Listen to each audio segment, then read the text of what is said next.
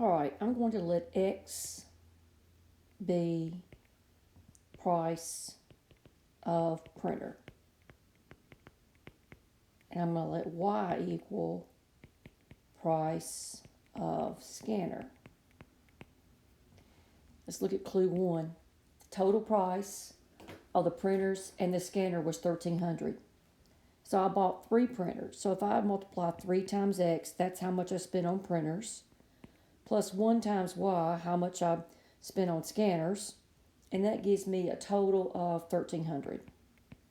And I'm trying to find Y, the price of a scanner. Well, this doesn't work because I've got 2 variables, only 1 equation I can't solve.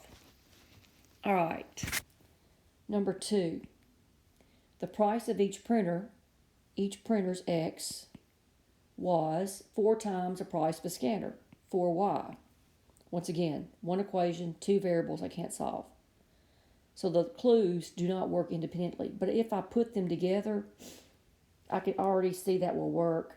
If I put both of these together, we know that X is 4Y. X is 4Y, so that would be 3 times 4Y plus Y equals 1,300. You can solve that for Y, and then, well, that would be what you want. You want to find the price of a scanner. So your answer's C.